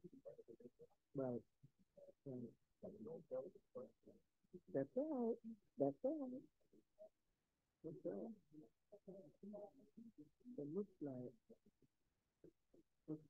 that we should stop talking. Let's step in. Being mindful of time, are you at about a finishing point?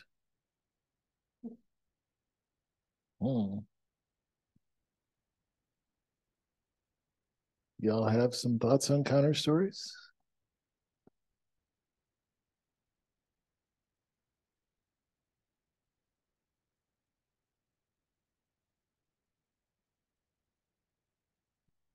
Okay, well, let's hear what you have to say about gentrification.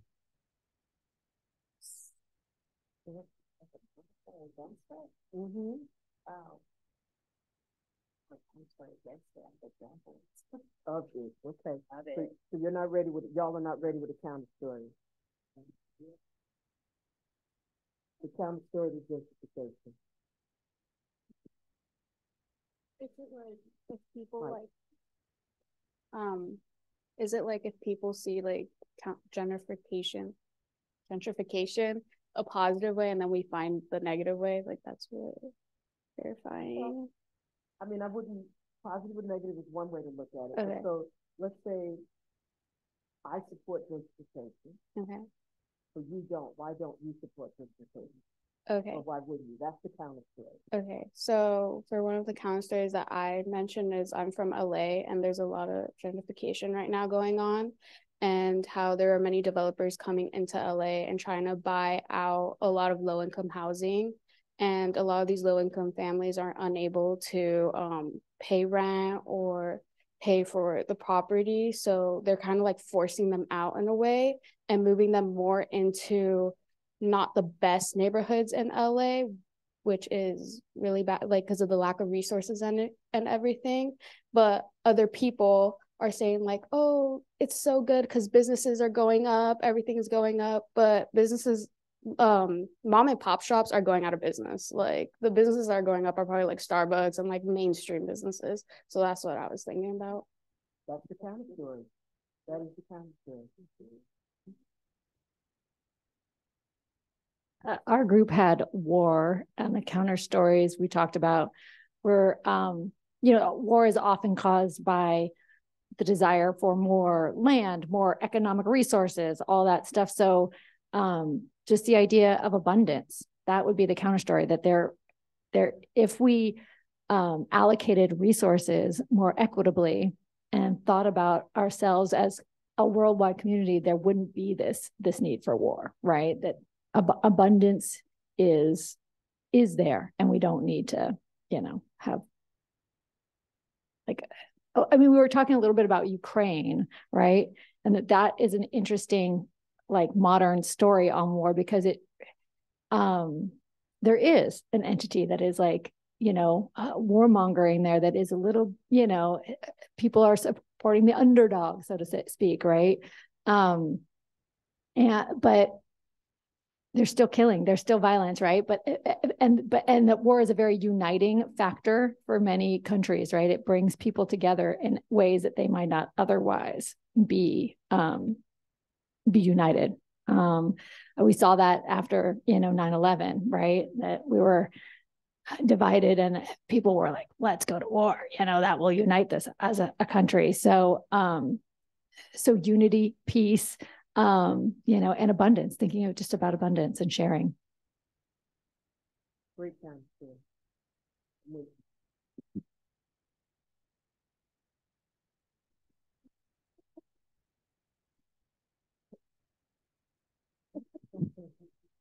Our group had riots, and I think personally, I talked about how in the last few years we've seen examples of different riots in the news for, more specifically, Black Lives Matter. And I think the story that was told in the news really painted those people that were out there rioting in a bad light.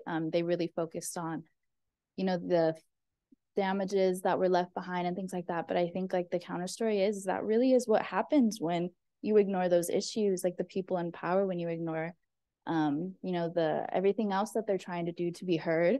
When you ignore that, that's kind of the extent that people have to take it. And I think it should reflect, the people in power not listening, instead of trying to blame these people and their character and say that they're disruptive and looters and things like that. So, yeah. I think that's a really nice thought, and it aligns nicely. I've been reading biographies of Samuel Adams, the revolutionary hero.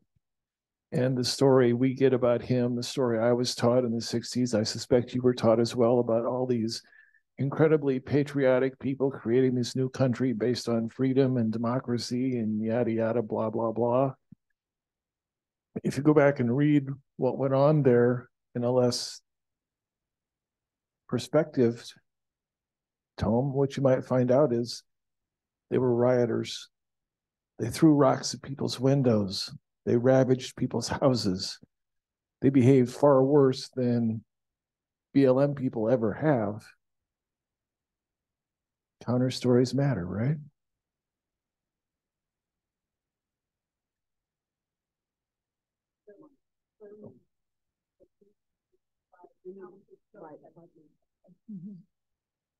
Sorry, I just couldn't resist. I don't want to digress too much, but a lot of that burning was not the actual protesters, but instigated by counter protesters, so that the narrative could be that the BLM protesters were the problem.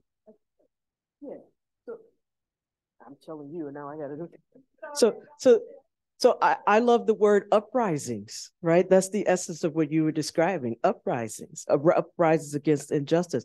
That is not the same as rioting because your basketball team just won the championship, so now you're going to go turn over police cars and set them on fire and break store windows and stuff. That's a riot, right?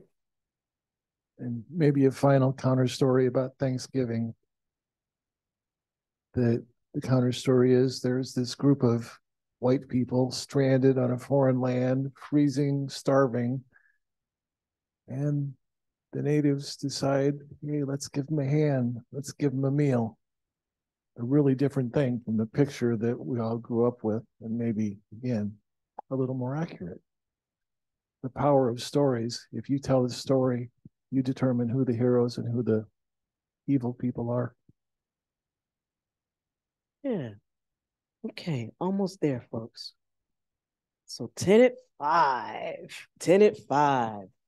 Can someone, well, I'll read it. I read it. So anybody ever heard somebody say, I don't see race. I'm colorblind. The translation of that is, I'm going to use my place of privilege to refute and deny the sufferings of those who do not have white privilege, while at the same time erasing their personal and cultural history. That's what color blindness is. When people say, I don't see race. I had a lady tell me that not too long ago. I like you. I don't see race. And I said, come on. You first met me. You met me through someone else. What had they told you about me? Oh, that you were Black. Yeah, so you do see race. You see me. You see that, but you don't want to deal with what me is, because that causes you to have to question what you do and what you support, and for the liberal, what you aren't doing. What you talk about, people talk, man. Man, people talk, right? That's what we do in the academy. We talk. But what are you going to do? How are you going to change the policies, practice, customs, et cetera, to really make it so that maybe race really doesn't matter? Because right now it really does matter. You know, that colorblind thing does not work. If color blindness worked, which was something we embraced, particularly after the civil rights movement, right, which was all about integrating everybody, all people of color, you just integrate into whiteness, and all of this stuff will go away. Flashpoint didn't happen, right? Didn't happen, doesn't happen, because we have to deal with what critical race theory calls us to do, which is just look at it, understand people's stories, respect how we got here, and make the changes. That we are not all the same. Like my experience is not your experience. The way we're not all the same. Any thoughts on this? Anybody else ever been told, I don't see your race? I don't see race? Anybody had that response? I saw a couple of hands go up earlier. Like, I like you. I don't see your race. Yeah. Did you believe them? Exactly.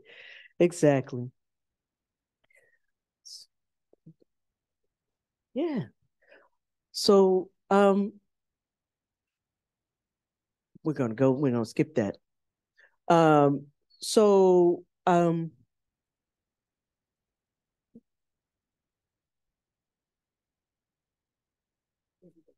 okay. So do you want to go? Somebody, let's stop coming. I'm going to read it because we want to have a little bit of a conversation about this before we wrap. Suppose a magic pill were invented, or perhaps an enterprising entrepreneur developed the ultimate diversity seminar, like this one. One so effective that it would completely eliminate unkind thoughts, stereotypes, and misimpressions harbored by its participants towards persons of other races. The president's civil rights advisor prevails on all the nation's teachers to teach the ultimate diversity seminar in their K-12 classrooms and on the major television and cable network news to show it on prime time. Would life improve for people of color? That's a question for this room. And your head's shaking, so I gotta give it to you. In my opinion, I could say that I don't feel it would improve, because people are still going to have their own biases. They're still going to be those prejudiced with their own backgrounds and their own raisings and their own closed-mindedness to not see things at an equal quality. That would be all fine and dandy if it would, but I don't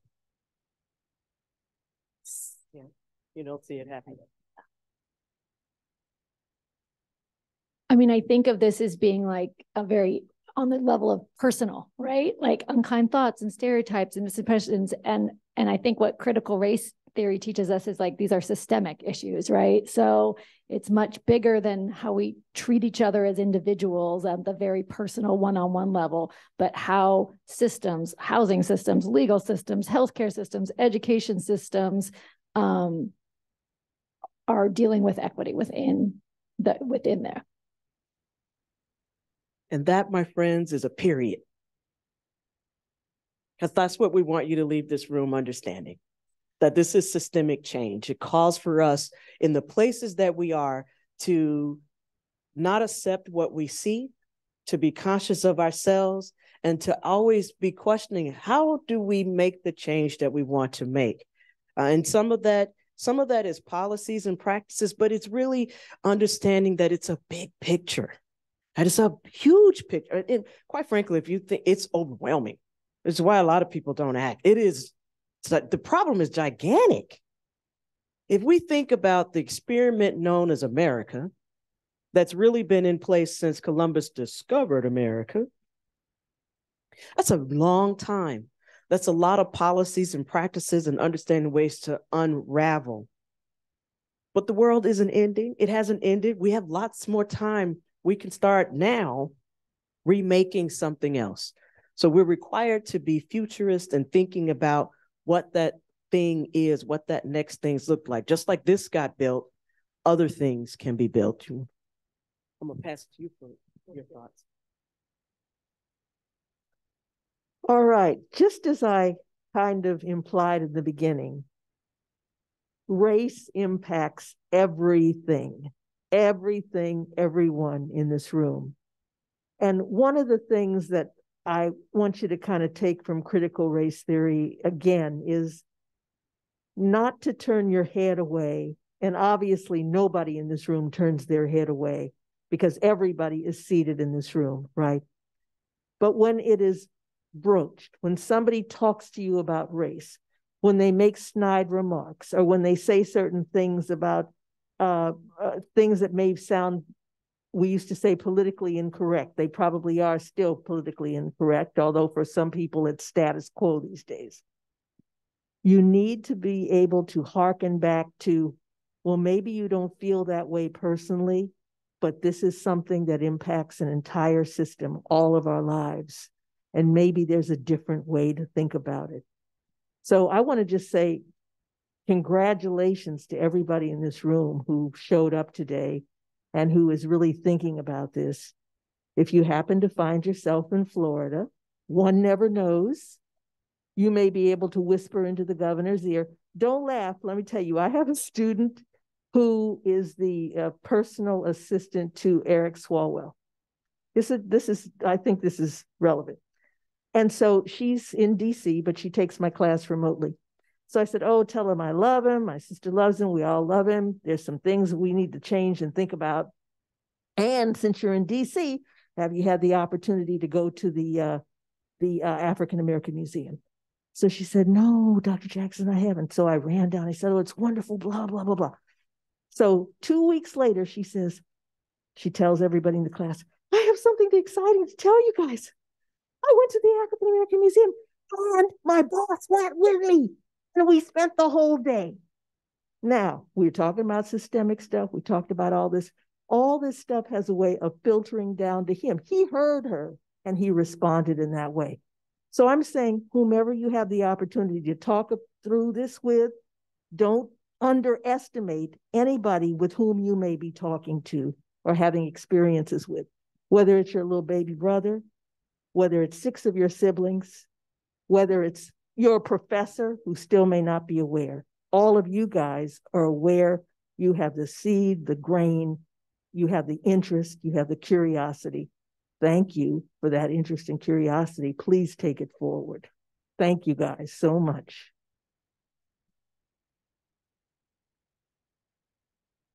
Okay. Well, folks, we wrapped half hour earlier than our time allotted. What we'd like to do is, if you will, in your seats, Caitlin, do you want to say? In your seats are your a survey and some announcements and some ways in which you can stay in touch with this work here on your campus. So please fill that out. These folks would need your feedback, would like to hear your feedback. And then secondly, just free for all, and because have you all stopped recording? Okay, so I mean you can. I mean, we wanted to get your feedback about this presentation today. If you have any feedback that you're willing to share with us now,